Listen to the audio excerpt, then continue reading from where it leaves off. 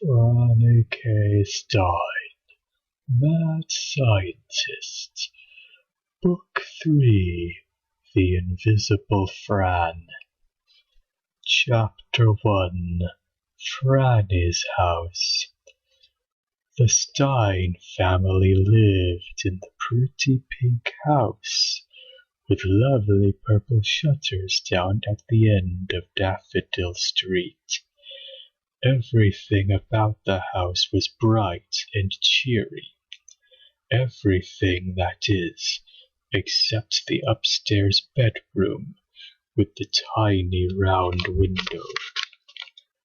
The window looked in on a bedroom, yes, but it was also a window into a laboratory, Franny's laboratory. And Franny's laboratory was spectacular. She had all of the things that you would expect any mad scientist to have. She had an electron microscope. She had a nuclear-powered brain amplifier.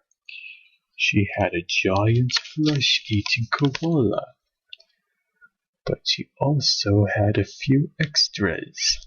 A few special things that made Franny feel that her lab was just a little bit better than average. Franny doubted that any other mad scientist had a spider enlarger or a disease simulator. I'll bet no more than half of them have an eyeball removing machine, she said, thinking how fortunate she was that she could pull her own eye out. But even if they didn't have eyeball removing machines or brain amplifiers or spider enlargers, Franny suspected that her friends, if given the chance, would love nothing more than to set up labs of their own and devote themselves to the pursuit of mad science. It was for this very reason that her teacher's next assignment inspired Franny to help her classmates see the light. Chapter 2, Hobby Day.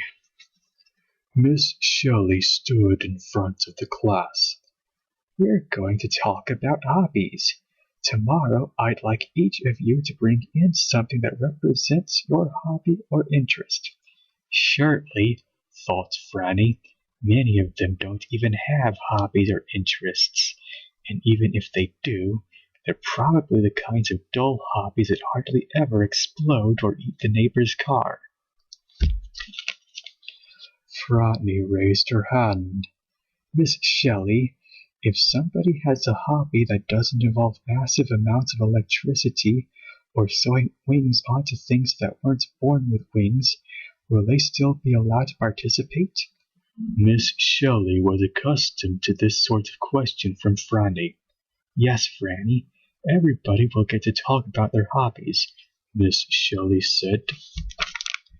Miss Shelley was always fair, but it seemed like a waste of time to Franny, who was absolutely certain that after a little exposure to mad science, the kids would drop their other interests like hot potatoes.